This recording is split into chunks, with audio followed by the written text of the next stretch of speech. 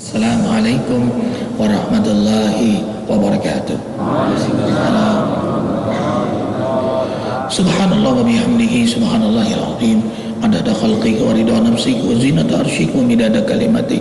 Allahumma shalli wa sallim ala sayyidina Muhammadin sallallahu alaihi wasallam. Assalamualaikum ya Rasulullah warahmatullahi wabarakatuh wa ala alihi wa ashabihi wa man tabi'ahu bi ihsanin ila yaumiddin. Al-asatizatul kiram, ikhwah fillah, saudara-saudariku yang kucintai, cahaya hati, sangat bersyukur, Arifin bahagia sekali menjadi MC dalam dakwah cahaya hati ini, karena duduk bersama guru-guru, bersama ikhwah fillah, penggemar masjid, pencinta tahajud, ya. Ustadz Jan Rafiq akan menasihati kita dengan tema indikasi orang-orang beruntung. Siapa mereka yang beruntung? Sebelumnya bersama Ustadz Jainil Haq, imam dan muazzin Masjid Az-Zikra, suara beliau sangat indah. Kita kaji surah Yasin, surah ayat yang keberapa ini? Surah yang keberapa? 36 ayat 12. Silahkan buka. أعوذ بالله من الشيطان الرجيم بسم الله الرحمن الرحيم إنا نحن نحيي الموتى ونكتب ما قدموا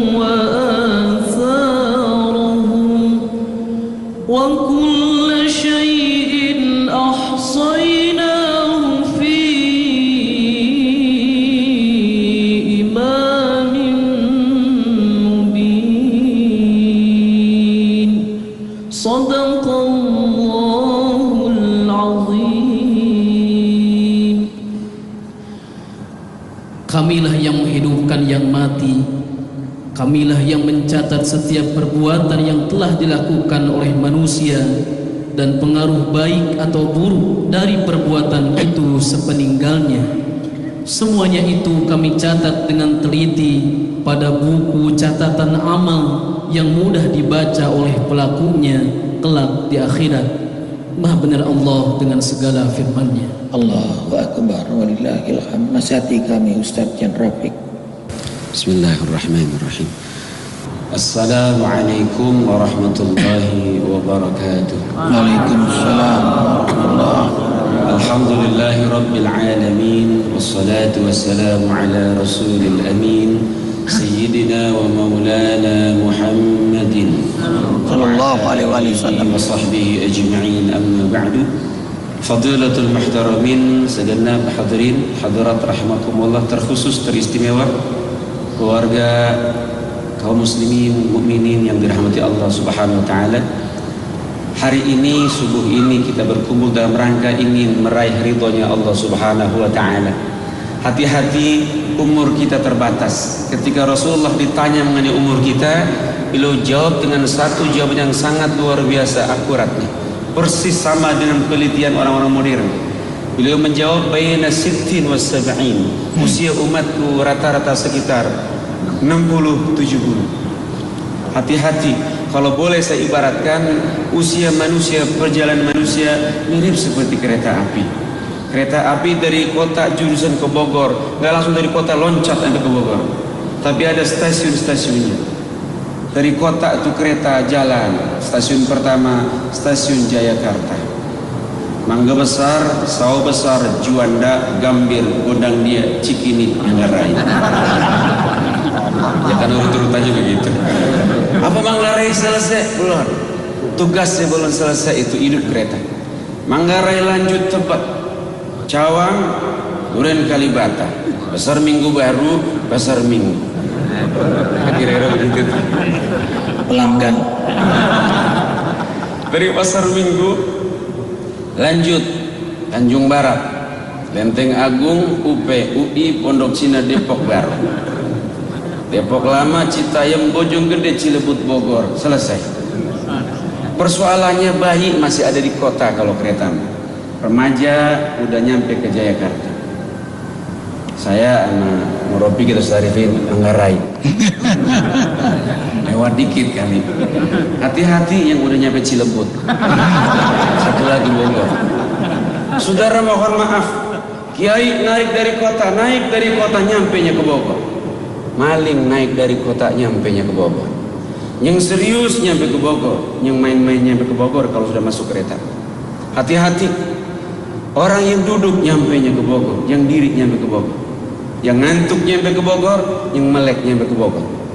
Laki-laki nyampe ke Bogor, perempuan nyampe ke Bogor. Begitu juga tua muda. Apa artinya? Hidup mau lagu apa juga ujung-ujungnya mati. Hati-hati, dan mati tidak mengenal usia. Makanya kita nggak boleh nanya kepada orang tua tentang mati. Ada nggonggong lewat kita tanya, "Kong udah tua banget kapan matinya?" Durhaka ini urusan. Rasul sallallahu alaihi wasallam melalui riwayat mu'tabar yang ditulis oleh Tabarani. Imam Tabarani menerima riwayat ini dari Abdullah ibn Abbas radhiyallahu anhuma. Suatu ketika Nabi pernah menyebut siapa umat-umat yang beruntung. Ketika mengarungi usia sama kita punya waktu. Ustaz Arifin punya waktu 24 jam sehari semalam. Kita punya waktu 24 jam. Orang mulia dikasih waktu 24 jam.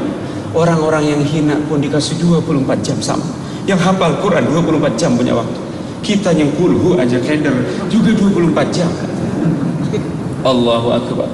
Tetapi kok banyak orang yang sukses di 24 jam, tapi juga banyak orang gagal di 24 jam. Ada apa ini urusan? Baginda Rasul pernah menyebutkan dengan diksi kata yang sangat luar biasa. Beliau menyebutkan tuba liman malaka lisanahu. Beruntunglah manusia yang pandai menjaga lisannya. Wa wasi'ahu baitahu, dia mampu meluaskan rumahnya. Wa baka ala khati'atihi, dia pandai menangisi dosa-dosanya. Allahu Akbar. Allah karim. Ini tip yang sangat luar biasa yang belum pernah keluar dan tidak akan keluar dari pribadi orang yang memang tidak melaksanakan. Baginda Rasul awal yang melakukan hal ini.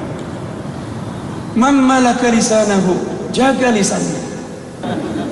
Saudara, ini lisan jaga. Ngomong gampang. Katakan tidak pada korupsi, gampang itu. Gampang benar. Hati-hati saudara. Maka Islam mengajarkan sungguh pun istri manggil suami tidak harus pakai pak, ayah, abi, enggak harus. Nabi nggak ngajarin itu. Itu budaya kita. Panggil pak, panggil ayah. Rasulullah yang ngajarin melekat dalam status seorang istri, hormati suaminya, hargai suaminya. Manggil suami namanya juga boleh. Ini suami namanya Agus. Panggil begini, Gus, sini, boleh, halal, enggak dosa. Cuman ingat, dia punya anak. Ntar kalau anaknya dengar, ikut-ikut. Dia Gus, sono Gus. Siapa ngajarin sono? Mulia itu para wali-wali sebelum kita dulu, para aulia sebelum kita. Ngajarin nyebut nama Nabi, sebut gelarnya. Khususnya di luar sholat, dalam sholat ikhtilaf. Silakan sesuai dengan ilmunya. Ada yang mau pakai, ada yang enggak. Tapi di luar sholat tidak ada ikhtilaf. Allahumma salli ala Sayyidina Muhammad. Itu Sayyidina bukan syar'i, tapi ini ada cuman ada bisa. Seperti kita menyebut orang dengan kehormatan, kesantunan. Saudara maaf, lisan jaga. Jangan gampang kita ngomong, apalagi urusan agama. Aliran tumbuh bagai jambu di musim hujan. Kenapa? Banyak orang yang tidak tanggung jawab ketika bicara agama. Wajib referensional. Makanya Majlis Az-Zikra, Quran selalu disanding. Hadis jangan dilupakan. Quran saja hadis tidak ikut sertakan, juga rasanya kita keliru. Hadis saja Quran tidak, juga rasanya kurang benar. Saudara, itu pertama. Yang kedua, kalau kepengen jadi orang beruntung, Nabi kasih tip luar biasa. Wa wasi'ahu baitahu, luaskan kalian punya rumah. Tentu luas rumah bukan sekadar ukurannya, tapi orang yang punya bagaimana. Rumahnya luas, ruang tamunya cool, mantap, cakep, interior lengkap. Nyaman kita masuk. Tapi kalau ada tamu pakai diukur-ukur, ya orang susah rumahnya. Kakinya juber, sandalnya jubit merah sama hijau, ya ini orang susah. Bang, jangan masuk, sini aja. Ini orang kayak begini boleh rumahnya gede, tapi dia bukan orang beruntung. Sebab dia tidak hormati tamunya, dia tidak luaskan rumah. Mohon maaf saudara, kalau tamu lagi makan di rumah kita, jangan sekali-kali kita bicara harga beras. Tamu lagi makan, tiba-tiba kita ngomong beras di sini mahal, mana nyarinya susah. Di tamu kira-kira enak apa nggak makan? Itu tuan rumah, bukan orang hatinya luas. Lebih luas lagi, lebih dalam lagi, kita berislam jangan bicara perbedaan. Semua orang kita mungkin beda. Kepala boleh sama hitam, otak boleh sama-sama 2 on 3 on kali, tapi pendapatnya bisa lain-lain. Islam sangat mentolerir keragaman. Awas, bukan perbedaan, keragaman. Hati-hati saudara, cari persamaan, jangan cari perbedaan. Sebab kalau cari perbedaan kacau terus. Yang sebelah tarawih 2, 3, sebelah tarawih 11. Ilmu kagak gede amat. Mana pakai nunjuk-nunjuk lagi. Apa tuh tarawih 23 rakaat? Itu bid'ah, sesat, neraka. Yang sebelah yang 23 panas. Lu yang sesat. Tarawih 11 rakaat itu sesat, neraka. Sampingnya yang bilang, untung gua gak sembahyang tarawih. Gimana urusannya? Korban ini. Korban dari orang yang debat agama tanpa ilmu. Jangan pernah bicara perbedaan, cari persamaan. Di Azikro dikembangkan untuk mencari persamaan, bukan perbedaan. Hati-hati saudara, orang beruntung orang yang luas hatinya. Subhanallah, Nabi mengatakan tabassum, senyum aja sedekah. Orang senyum tanda hatinya luas. Tapi kalau orang manyun aja, tanda hatinya kurang luas. Ada jenis istri yang senyum hanya tanggal awal-awal bulan doang. 20 ke sono udah jarang senyum, hatinya mulai sempit. Makanya Islam ngajarin laki-laki pemimpin jangan bermewah-mewah. Dia nggak boleh pakai emas-emas hak perempuan.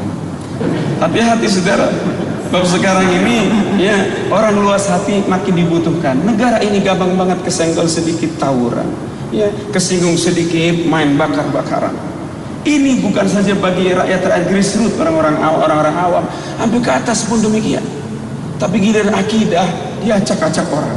Rasanya susah untuk kita, pembelaan kita susah. Padahal itu kita saat itu kita harus marah. Ketika istri sudah tidak lagi sholat, sudah mulai menyimpang, anak-anak sudah mulai jauh dari urusan-urusan Allah dan Rasul. Marah saat itu adalah kewajiban kita sebagai seorang imam. Saudara, yang terakhir ketiga, siapa itu orang yang beruntung? Nabi katakan simpel sekali, wa baka ala khati'atihi, dia siap menangisi dosa-dosa. Allah karim, kalau ada orang lidahnya terjaga, hatinya luas, lalu dia gampang nangis karena dosa, ini orang hebat. Hanya urusan nangis dia sembarang orang bisa. Saudara, terutama nangis sendirian, jarang orang bisa. Ada juga orang sholat sampai nangis rukuknya, sujudnya lama. Ketika kita heran, kita sampaikan kok lama banget sujudnya, sampai segan nangis, khusyuk benar, saya belum bisa kayak begitu kok. Apa jawabannya? Bukan khusyuk Ustaz, banyak utang. Itu lain lagi nangisnya. Biasanya saudara, orang yang beku bener, susah nangisnya, berangkatlah ke Masjidil Haram. Biasanya kalau orang haji umrah gampang nangisnya. Sebab kalau kita nangis di Masjidil Haram tidak ada orang usil. Jangankan yang baru pertama kali melihat Ka'bah, Ustadz yang udah berkali-kali membimbing saja terkadang sudah berkaca-kaca matanya kalau sudah sampai ke Baitullah. Kenapa? Terbayang slide dosa kita satu persatu. Allahu Akbar. Nggak ada kita yang semua. Mulai berkaca-kaca. Tapi kalau orang keras hati susah. Kadang-kadang malah nanya, Ustadz, Ka'bah mana Ka'bah? Ka'bah mana Ka'bah? Kita tunjukin di tengah Ka'bah. Diberangkat ke Ka'bah. Lu bukannya nangis, malah Ka'bah dielus-elus. La ilaha illallah, mahal amat ini. Ini ya. Umpama ada orang kayak begitu, keras benar dia punya hati. Saudara, Nabi itu saya mengatakan tubu ilallah fa inni atubu ilaihi fil yaum mi'ata marrah. Tobatlah kalian kepada Allah. Aku, Rasulullah masuk, tobat kepada Allah sehari semalam bisa 100 kali. Allahu Akbar. Ini tanda beliau orang paling cair matanya. Sahabat-sahabat Nabi itu cair matanya. Bahkan sampai ada fadilah orang menangis karena menyesali dosa, begitu menetes air matanya itu sanggup memadamkan api jahanam. Allahu Akbar walillahil hamd. Sayang Ustaz terbatas waktu, tapi poin yang terakhir tadi mengingatkan Arifin, ada 4 mata yang tidak akan melihat neraka jahanam. Pertama, mata mujahid, para mujahidin sekarang di Afgan, di Palestina, di Irak, di Suriah. Ya, mereka, Allahu Akbar, ini mata-mata mujahid tidak akan melihat neraka jahanam. Yang kedua, mata mujahid dakwah yang berdakwah di jalan Allah. Yang ketiga, mujahid duafa yang menolong fakir miskin, yatim piatu, matanya nggak bisa melihat orang susah, maunya menolong. Yang keempat, ini yang beliau jelaskan, mata yang mudah menangis karena Allah. Wa yahilul azqan yabkun wa yaziduhum khushu'a. Dalam ayat lain, kharru sujjadan wa bukiya. Orang beriman itu mudah khusyuk dan ia mudah menangis karena Allah. Karena itu sebaik-baik majelis adalah majelis yang mudah membuat ia menangis karena takut kepada Allah, karena cinta pada Allah, karena ingat dosa-dosanya. Majelis membuat ia bertobat kepada Allah. Insya Allah tanggal 30 Rabiul Akhir 2 Maret kembali di Masjid Tercinta Azikra ini. Dan terima kasih amal jariah ikhwah fillah semua. Ikhwah yang ingin beramal silakan hubungi Bang Awaludin 0856 90.010 0856 90.010. Berkahi yang beramal jariah ya Allah, berkahi rezekinya, berkahi rumah tangganya, berkahi hidupnya, berkahi kami semua. Kafaratul majlis, subhanakallahumma wa bihamdika asyhadu an la ilaha illa anta astaghfiruka wa atubu ilaik. Jazakumullah Ustaz Rafi, Ustaz Jinil Haq. Maafkan Arifin. Wabillahi taufiq wal hidayah.